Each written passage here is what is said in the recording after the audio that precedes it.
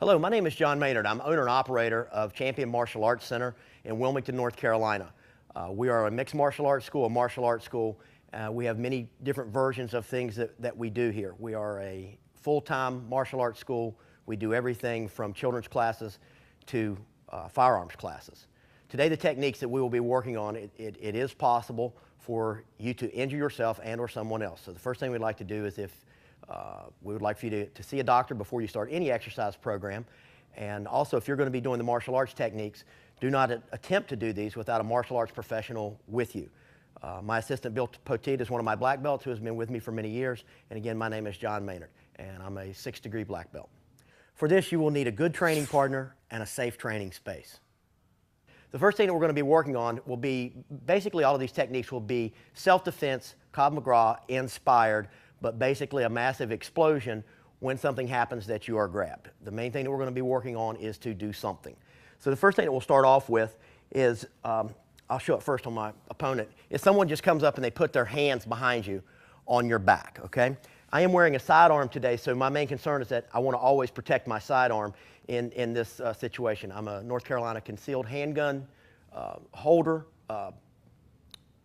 concealed handgun recipient and holder, and I also teach firearms classes to do the things that we're doing as far as protecting yourself and your weapon.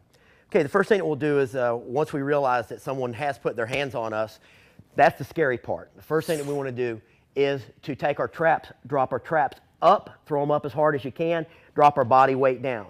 This gives us some type of movement that we can use. At this point, anything that we do today, our point of reference are going to be hands up in some semblance of a fighter, boxer, MMA person.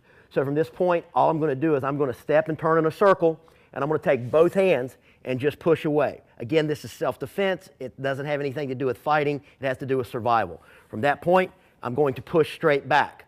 That's the basic version of someone putting their hands on you from behind. Remember, it may be your mother or your grandmother, so we don't want to, kick them or punch them or hurt them. So at this point, I'm going to put one more thing in with it as far as a self-defense move. As I turn and my hands go up to protect myself, I shield, trap goes up, protecting my neck and my jawline. As I turn from this position, all I'm going to do is drop down, elbow strike into the ribs, and do what we call the Heisman Trophy push and get them off of you. At that point, you can either re-engage and or run.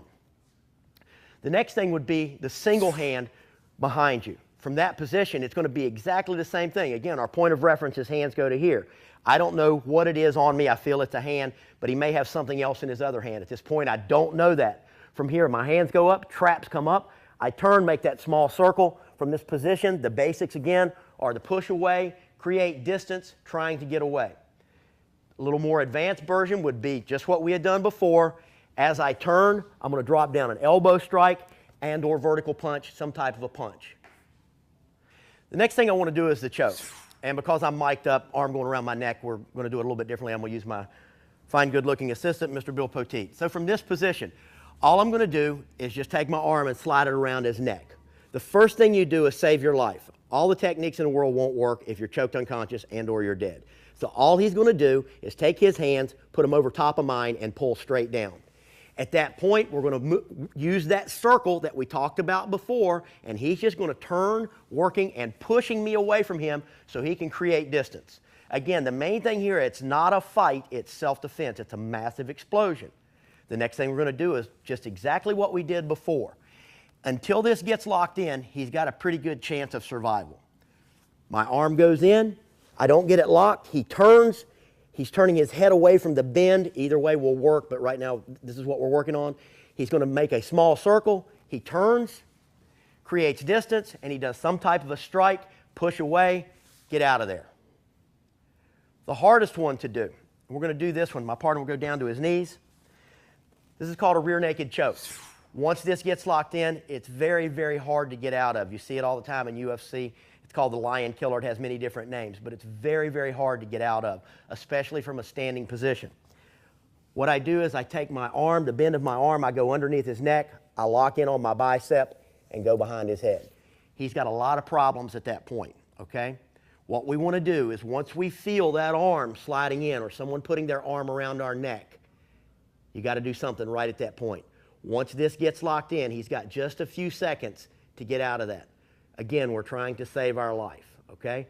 All he's going to do is exactly what we did before. This is not advanced, this is saving our life. Once I get to here, he's going to pull down with his arms, trying to save his life and creating space in the V here, the V of the arm, so he can breathe. Main thing is that you breathe. We're not going to do anything any different. He works on the spin. Okay, we're going to do it standing up.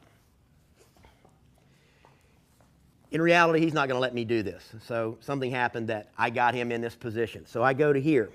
It gets locked in. From that position, he saves his life. He turns, creates distance, pushing away, fighting his way out of that. You know when someone's trying to hurt you. You're going to feel it. Adam's apple is like a pop can. Once it gets crushed, it does not go back. Okay? The things that we spoke about before, all of them revert down to a point of reference. That's hands up.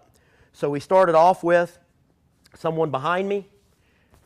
I go to point of reference. Traps up, hands up, turn. Basically a push. The one arm. Traps up, hands up, push. The third one is when the arm goes around, I take it and I save my life, okay? That's the main thing, is taking the arm away from the windpipe so you can breathe. At that point, we want to try to create distance. Again, this is not foolproof. You see professionals get choked out in the ring all the time, okay? So you have to make this happen before they get locked in. That covers the 3 techniques that we are looking at from behind. They're very basic. They're very simple. There's nothing advanced about this. It's about saving your life. Thank you.